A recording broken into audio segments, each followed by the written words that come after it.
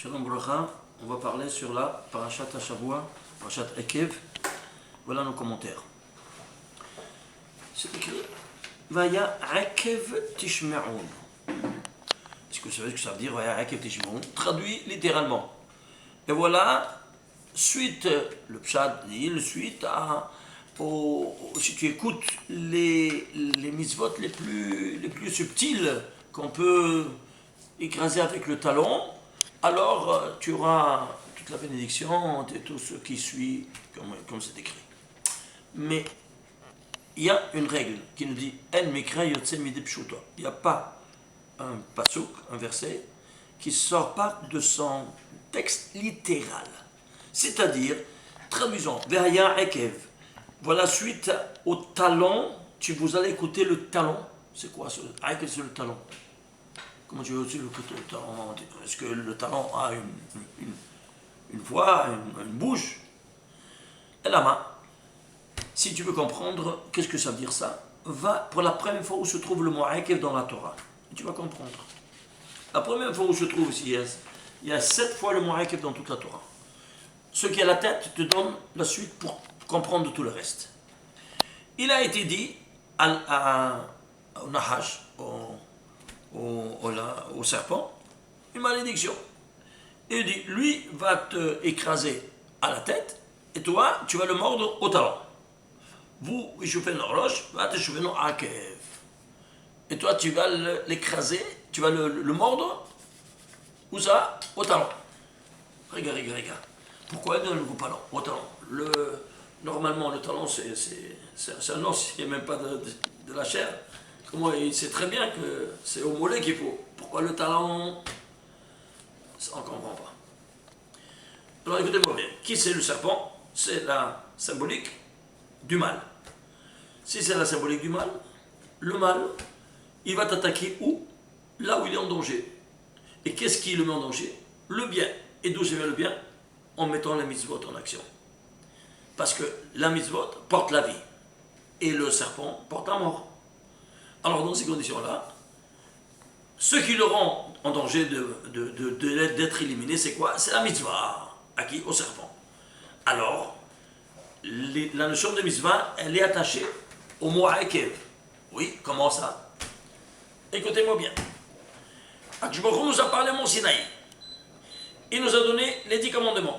Les 10 commandements renferment toute la Torah. En synthèse, comment nous le savons? C'est simple. Si vous prenez les 10 commandements qui sont inscrits dans Parashat Yitro, 20e chapitre, du 2e verset au 14e verset, ils sont rédigés en 620 lettres. Pourquoi 620 lettres? Pour te dire qu'il y a 613 mitzvot d'Oraita, plus 7 mitzvot des Rabbanan, ça fait tout le système juridique divin et rabbinique ensemble. Le système juridique qui régit la nation juive. 620, oui. Bon, alors, on voit que chaque lettre fait allusion à une mitzvah ou de Oraita ou de Rabbanan. Très bien. Et ces 620 lettres seront regroupées en combien de mots? En 172 mots. Traduit 172 en lettres. 100, c'est kouf. 70, c'est aïn. Et 2, c'est bête. Ça fait ekev. Alors, quand tu vas l'attaquer, où ça? Toi, tu vas l'attaquer, où ça? Pour ekev, c'est quoi ekev? Aux 172 mots qui sont réalisés en 620 lettres, c'est-à-dire là où il y a une mitzvah, tu vas l'attaquer. Alors, quand tu fais une mitzvah, il t'attaque. Quand tu ne fais pas de mitzvah, tu es déjà dans son domaine d'office. Parce que tu ne fais pas la mitzvah, alors tu fais une avera, tu fais bitul Torah déjà. Par ce seul fait de ne pas rien faire de...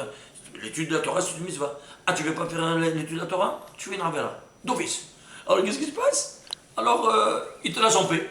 Pourquoi? Parce que tu es dans ses mains déjà.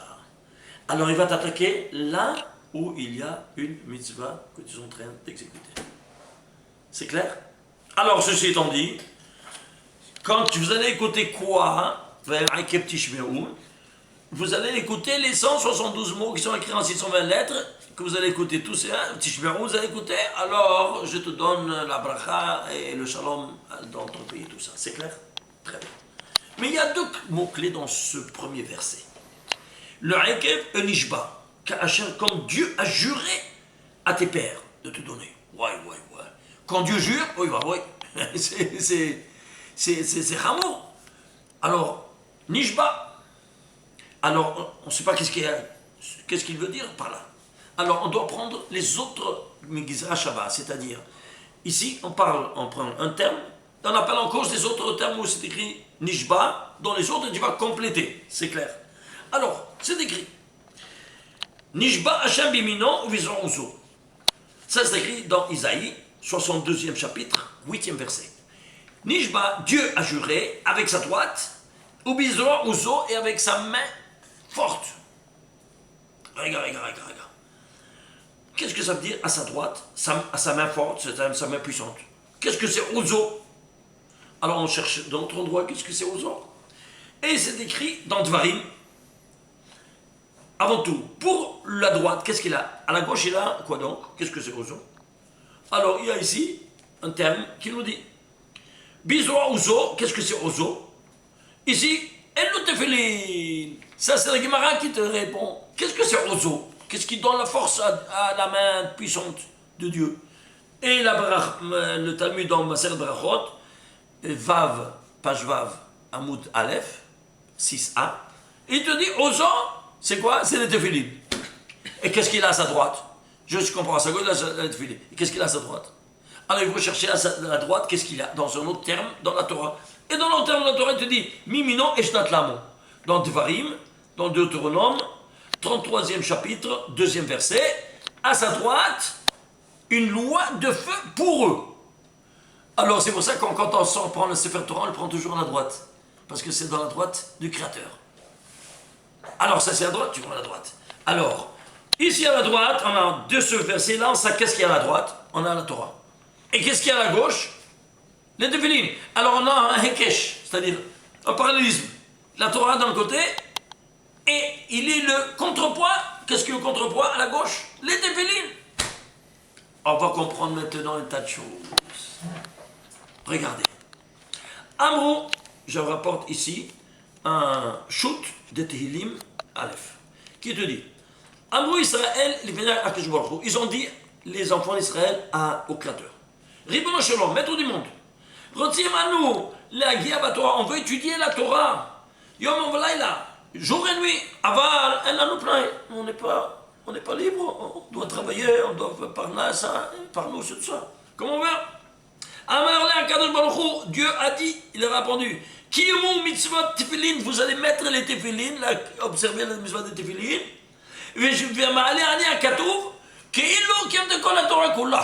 C'est-à-dire, tu vas mettre des tefillin et c'est comme si tu étudiais toute la Torah. Tu te rends compte? Quelle est la source? Voilà, Tehillim, Shoot Tehillim, Aleph, c'est le début. Et j'apporte, Shoot, c'est un Shelot ou Chubot, c'est questions-réponses. Et c'est les initiales. J'apporte une autre source, Psikta Zutrata en Shemot 13. Il te dit Kol amenia tefillin keilo koreba Torah. Celui qui met le tefillin, c'est comme s'il étudiait la Torah. Ah, ça c'est extraordinaire. Hein? Alors, ici donc, on a le mot Nishba nous amène ici que Mishba c'est maintenant Uzo. On a ici les tefillin. Alors ici, il doit y avoir ces deux causes, cette notion du tefillin. Bien, on va prendre ici ce verset-là, ce premier verset de la Parashat de Hakev, il est inscrit en 83 lettres. Pourquoi 83? C'est Gematria Ouzo. Ishtabach chez nous. Vous voyez ça? C'est Gematria Ouzo. Alors tu appelles en cause quoi donc? Le Ouzo, c'est-à-dire quoi? Les tefillin. Et combien de mots il y a? Il y a 20 mots. 20 mots. Pourquoi 20 mots? Ces 83 lettres sont inscrites en 23 mots. Pourquoi?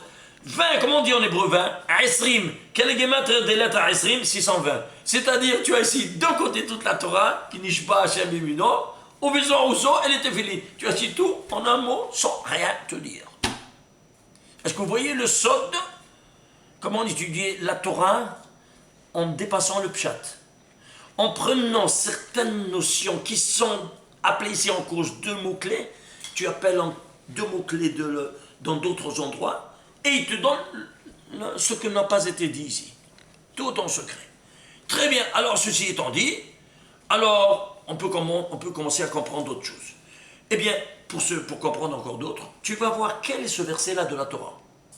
Ce verset de la Torah, c'est le 5118e verset de la Torah. Pourquoi? Même l'endroit, il a son importance capitale. Regardez, tu ne comprends pas, alors tu rentres à l'intérieur, c'est-à-dire à la racine de cette valeur, qui n'est autre que, tu le décommences en 3 nombres premiers, 2 par 3 par 853. 853, c'est quoi? C'est un nombre premier. Lequel? Ça, c'est le 2, c'est le troisième. Mais celui-là, je ne sais pas. Eh bien, tu vois, chronologiquement, c'est le 148e nombre premier. 148, c'est quoi? C'est 2 au carré par 37. Alors, qu'est-ce que tu fais? Tu fais la somme. Tu fais le résultat. Oui. 2 par 3 par 4 par 37. 2 par 3 par 4, c'est quoi? 2 par 3, 6. 6 fois 4, ça fait 24. 24 fois 37. Et c'est quoi 24? Tu sais c'est quoi 24?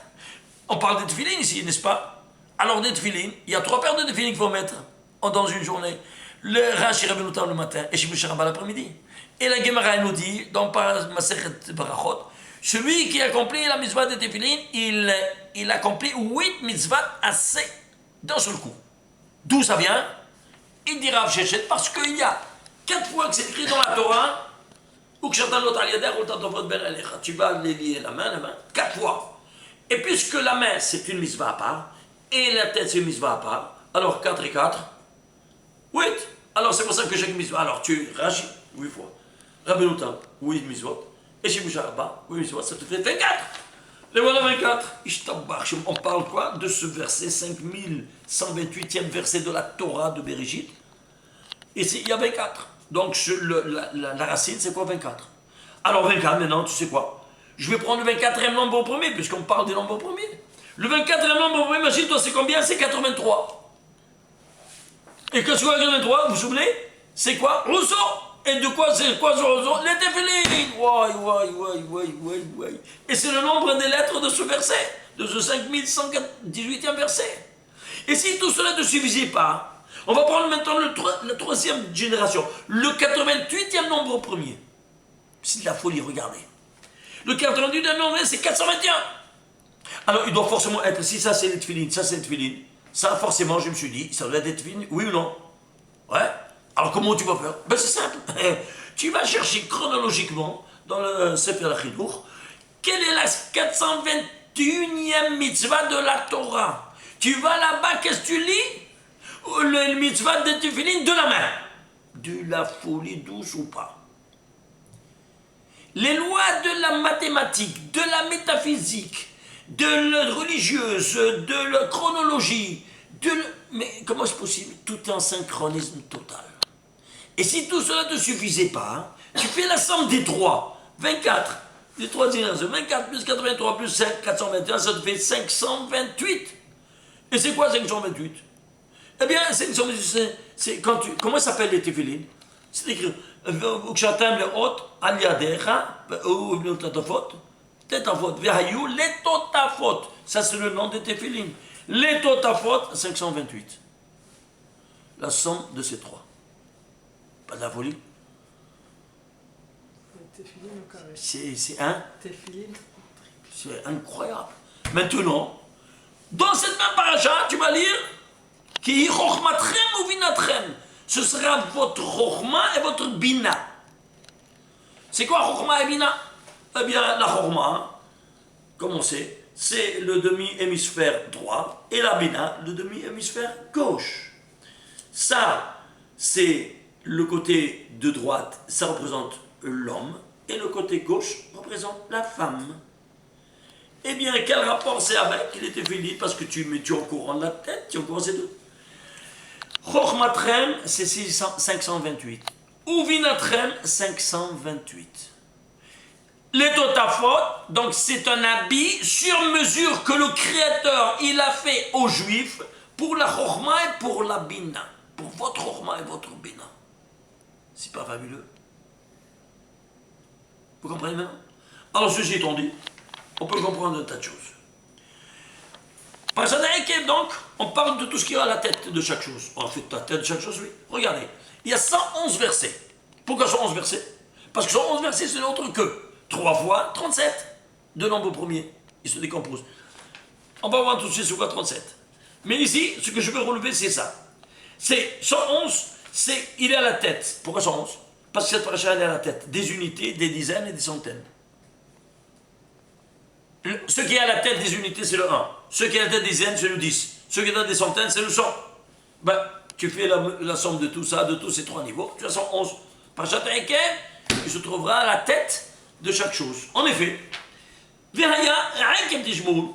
regarde, si toi tu écoutes 612, tu seras à la tête de chaque chose, dans chaque discipline, à chaque circonstance du droit, tu seras à la tête. La preuve, le mot Vehaya, c'est le nom de Dieu, une des 12 permutations du nom de Dieu. Regardez, Yud, Ke, Vav, Ke, dans notre ordre. Nous savons qu'il y a 12 permutations qui vont animer les 12 mois de l'année. Tu sais quelle permutation celui-là il va animer? Rosh Hashanah. Et de qui c'est quoi Rosh Hashanah? C'est la tête de l'année. Alors toi, si tu vas écouter les 172, tu seras à la tête, n'est-ce pas, du vecteur temps, comme avec le spaceur de votre matière. Alors très bien. Alors on va prendre maintenant quoi? On va prendre par exemple les mots. Ces 111 versets seront inscrits en 1747 mots. Alors si 111 c'est le roche, eh bien ça aussi, ça doit être aussi la même caractéristique d'être à la tête. Qu'est-ce que tu arrives à le diviser? Non. C'est un nombre premier, lequel? 273e nombre premier. Et alors? Alors ça c'est une caractéristique, une brina de roche, de tête. Alors je dois le dévoiler, où ça? À tous les niveaux de la discipline, de toutes les connaissances, qui doit être ça à la tête de chaque chose. Allons voir. Comment ça prend? Au niveau mathématique. Au niveau mathématique, 271 se décompose en trois nombres premiers. 3 par 7 par 13. 7 fois 13, c'est 91, c'est le nom de Dieu. Camouflé, écrit et lu. À 3 reprises. Pourquoi à 3 reprises? Quand tu fais une action à 3 reprises, que tu fais une chazaka, une acquisition de facto et des euros. Eh bien, ici, cette valeur, par ces mots-là, tu es à la tête avec ton créateur. Tout comme le créateur, il est à la tête de tout l'univers, eh bien, toi aussi, tu seras avec lui. Ça, c'est au niveau mathématique, qu'on nous dit. Voyons un peu au niveau, maintenant, physique. Au niveau physique, le départ de toutes les températures, la plus basse, laquelle est-elle? Moins 273 Celsius. Il n'y a pas moins que ça. Il n'y a pas moins que ça. C'est le point de zéro. Zéro, le zéro, c'est le confin entre l'état liquide et l'état solide. Mais l'état solide, 100, c'est vapeur. 0, c'est jusqu'à 0, de 100 à 0, c'est liquide. Et de 0 à jusqu'à combien c'est le solide? Eh bien, il n'y a pas 7000, 2000, il n'y a pas comme les chaleurs. Il y a le minimum, c'est quoi? Moins 273. Incroyable ou pas? Ça, c'est au niveau physique. Pourquoi? Parce que c'est la tête, c'est le point de départ. Quand tu as la tête, tu as le départ de chaque chose. Qui est le départ de chaque chose? Comme le créateur. Alors, ça, c'est indice de quoi? De point de départ. Très bien. Il n'y a pas moins que ça. Très bien. Maintenant, allons voir au niveau temps, espace et matière. C'est quoi temps, espace et matière? Toi, avant de naître, tu es conçu et tu vas grandir dans un espace. Une matière qui va arriver jusqu'à 3,5 kg avant de sortir bavir. Alors, le fœtus, c'est la matière. 3,5 kg. Il va grandir dans le ventre, que c'est l'espace. Maintenant, l'espace temporel, en combien de temps? Viens, la Gemara nous dit, il n'y a pas une femme qui conçoit et accouche que à 271 jours. Mais il peut arriver jusqu'à 273, c'est le deadline. Après 273 maximum, elle doit accoucher. Incroyable. Pourquoi? Parce que tu dis, il y a 72 heures que le sperme il peut rester vivant jusqu'à ce qu'il arrive à l'ovulation. Alors, ils ont calculé ça, ils ont dit 273 deadline. Incroyable ou pas? Ça, c'est au niveau temps, espace et matière. Maintenant, au niveau microtemporel. Au niveau microtemporel, l'unité qui compose tout le temps, c'est quoi? Attends, ou bien en français, on dit attends. Mais en hébreu, comment on dit? Rega. Combien ça vaut rega 273. Un instant, regarde. 273. Tu piges? Comment en avançant? On va prendre maintenant quoi? Le niveau astrophysique. Le niveau astrophysique, notre système solaire, c'est l'unique qui contient la vie dans tout l'univers. Il n'y a pas d'autre vie. Vous pouvez faire toutes les recherches, tous les milliards que vous voulez balancer pour aller chercher. Regarde, j'ai entendu moi de mes propres oreilles le professeur Enrico Fermi, prix Nobel de l'astrophysique à son temps. Eh bien, quand ils sont arrivés à la Lune, il a dit, j'ai entendu il y a 50 ans de ça, il a demandé au professeur Enrico Fermi, est-ce que vous pouvez dire s'il y a une autre forme de vie quelconque dans une autre planète lointaine, une galaxie des milliards d'années? Je l'exclus de la manière la plus ferme. Pourquoi? Pour que la vie puisse subsister, il faut des conditions qui se calculent à 10 en puissance 20 000. Tu sais ce que c'est ça, 10 en puissance 20 000? C'est même pas un chiffre astronomique. Alors, s'il vous plaît, enlevez face de votre tête. Alors, regardez, on va prendre notre système. Ça, c'est le Soleil qui s'appelle Hama. Ça, c'est Jupiter, le plus grand des deux plus grandes planètes. Le Soleil et le Jupiter. Et Jupiter, ça s'appelle Tzedek, et ça s'appelle Hama.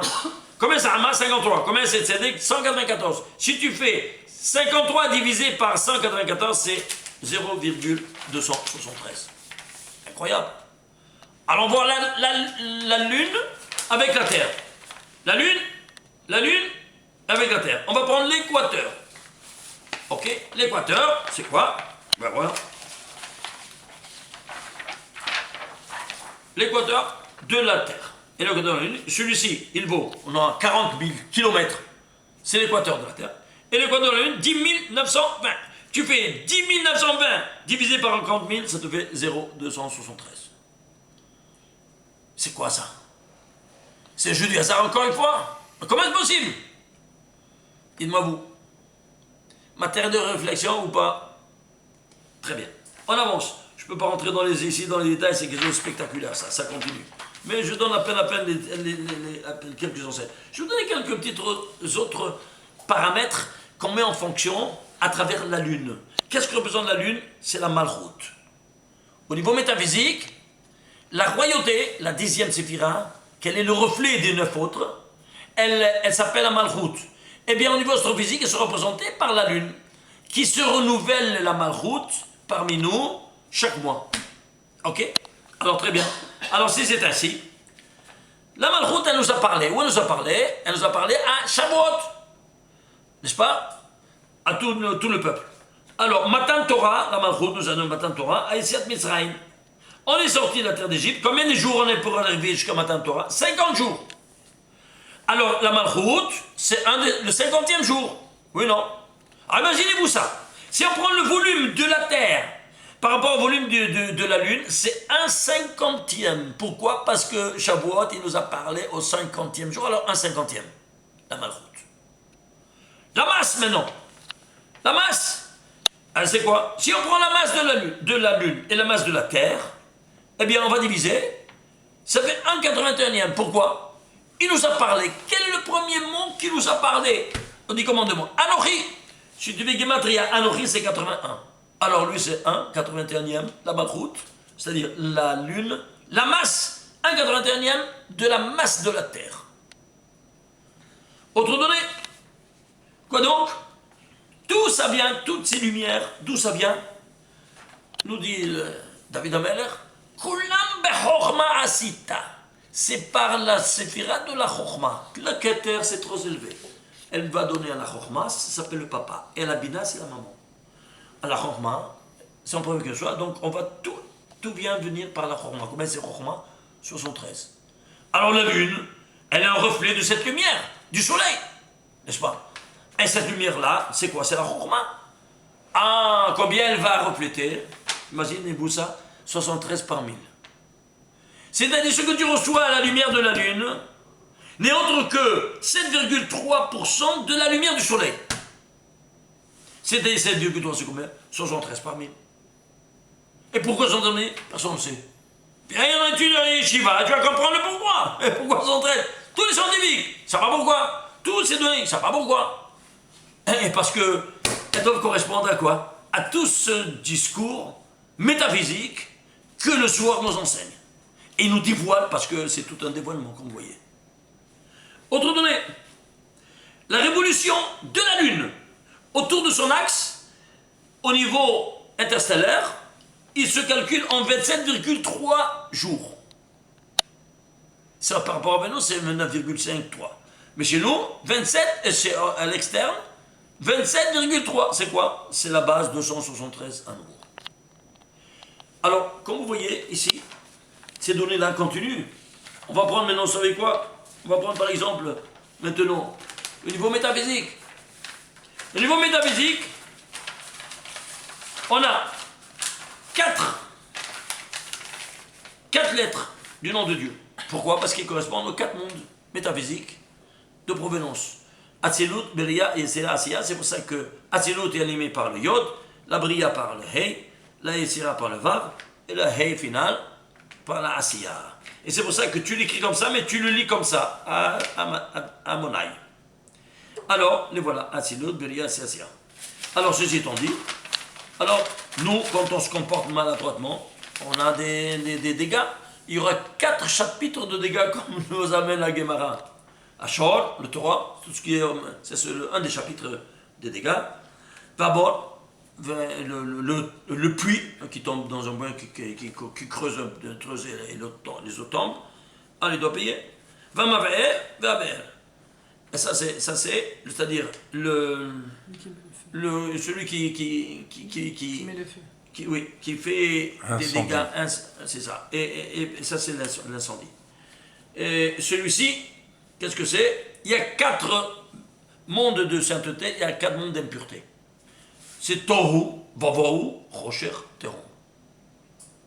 Alors, ceci étant dit, alors ces 3-là, on les enlève comment? Par le Brit Mila. Tohu, on enlève le prépuce. Vavohu, on enlève la priya, on dévoile le gland. Rocher, on fait la metzitza avec la bouche. Et alors ça sort, le rocher, il disparaît. Comment il sort avec disparaît? Seulement si tu prends le vin avec la bouche.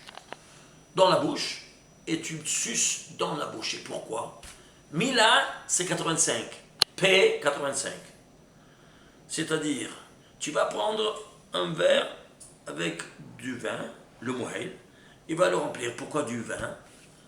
On ne comprend pas. Ben, je vais vous expliquer maintenant comment. Le vin, il possède de l'alcool éthylique, comme vous savez.